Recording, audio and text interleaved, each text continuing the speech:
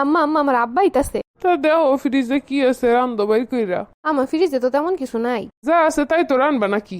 আম্মা আমার আব্বা আইতাছে আমার শ্বশুর বাড়িতে, মাছ মাংস লাগবো তো আনা। ফ্রিজে তো একটা মুরগি আছে, রানলি তো হয়। আব্বার জন্য খালি মুরগি রান্না করুম, এই হলো শ্বশুর বাড়ি। বাপের জন্য নিজের ইচ্ছা মতো রান্না করতে পারুম না, যে এই বাপ জীবনে সব শখ পূরণ করে আসছে নিজের সামর্থ্য অনুযায়ী যতটুক পারছে। কি গো, কি হইছে?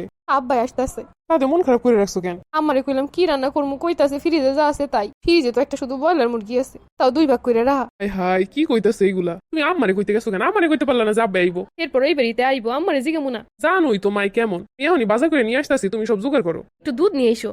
আব্বা পিঠা পছন্দ করে, আমি পিঠা বানাবো। আচ্ছা, আর কিছু লাগলে আমার কইতে পারো, আমি সব নিয়ে আইতাছি। তুমি কত সুন্দর বুঝো, দেখো আর আম্মা কেমন করে। শোনো, আমি যেমন আমার বাপ মারে ভালোবাসি, তাদের একটা জিনিস খাওয়াইতে মন চায়, দিতে মন চায়। বিয়ের পরে এই বাড়িটাও তো তোমার। তোমার বাড়িতে তোমার আব্বা আম্মা আইলে তুমি নিজের মতো খাওয়াবা না? তোমার নিজ হাতে যা যা রান্না করে খাওয়াইতে মন চায় তুমি খেলে আমার কবা, আমি সবাই না দিব। কত ভালো তুমি।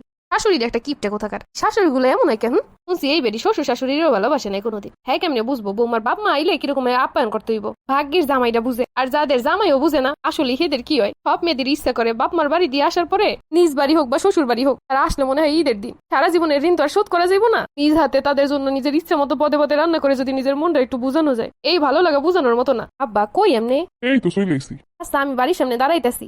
থাকা আসন লাগবো না, আমি আইতে পারবো। আমি আইতেছি, এমনি আহেন। রান্নাটাও প্রায় শেষ। বিয়ের পরে কোনো মেয়ের বাড়িতে তার বাবা আসলে সেই খুশি মেয়েরা কোনো ভাষায় প্রকাশ করতে পারে না। তাদের হাসি মুখটা দেখলেই বোঝা যায়। এখন মনে হয় কেন যে এত দ্রুত বড় হয়ে গেলাম। আরো কয়েকটা বছর যদি বাপ মায়ের সাথে কাটাইতে পারতাম। মা বাবার সেই মিষ্টি শাসনগুলা, মায়ের যত্ন, যেটা কখনো মুখ দিয়ে বলাই লাগতো না, এমনি মা বুঝা যাইতো। আর আব্বার আদর, তার কাছে পৃথিবীর সকল আদর স্নেহ কিছুই না, যেটা শুধুমাত্র নিঃস্বার্থ ভালোবাসার ত্যাগ। আপনি নিজের কথা না ভাইবেও কত করছে আমগো জন্য। কোনো জিনিস প্রয়োজন হইলে আব্বার কাছে কইলেই মুক্ত হয়ে যেতাম, কারণ জানতাম আব্বা ঠিকই করবো। যে এই খুঁটির মতো আর কোনো খুঁটি পৃথিবীতে হইতেই পারে না। সারা জীবন একটু মন খারাপ করে কথা বললেও জিজ্ঞেস করবো আম্মা তোর কি হইছে। তারা না থাকলে যেটা জিজ্ঞেস করার মতো দুনিয়াতে আর কেউই থাকবো না। আসলে এই মেয়েদের জীবন, যে বাপ মা বড় করলো, মানুষ করলো, স্নেহ করলো, আদর করলো, মায়া মমতা সবকিছু দিয়ে আগলে রাখছিল, তখন সে আদর ভালোবাসা বুঝতে শিখি, তখনই আমগো পর হয়ে যাওয়ার সময় চলে আসে। এরকম কুটনি শাশুড়ি এলে তো হইছেই, সাথে যদি জামাইও খারাপ হয় তাহলে জীবনে আর জীবন তাই না। স্বামীদের বোঝা উচিত, আর সংসার যে করতেছে তারও একটা পরিবার আছে, তাদের জন্য তারও কিছু করতে মন চায়। তাদেরকেও নিজের ইচ্ছা মতো নিজ হাতে রান্না করে খাওয়াইতে মন চায়। বিয়ের পরে শ্বশুর বাড়ি আপন এইটা বইলা চালাইয়া দেওয়া মানুষগুলো এগুলো বুঝবে না।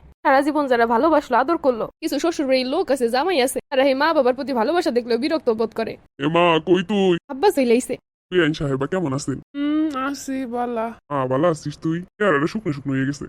চেহারা শুকনো হয়েছে, আমগো কাম করে না। বাপে আইবো শুন না, 14 রকমের রান্না বান্না করতেছে।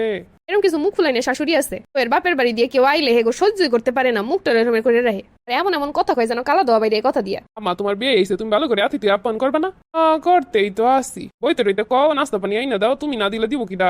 বউ আছে দিব নে, বউ বউ তো দিব নে, হয়তো রান্না বান্না করছে, তুমি সামনে আইনা দিবা না? এটা কি হয়? বেআইন বেরিয়ে আইসে, বেআইন যদি এরম বইয়ে থাকে হইব? শাশুড়িটা খারাপ কিন্তু জামাইটা ভালো আছে বেটা। শ্বশুর বাড়ি যতই খারাপ হোক, শুধুমাত্র স্বামীর জন্য টিকে থাকা যায় যদি স্বামী ভালো হয়।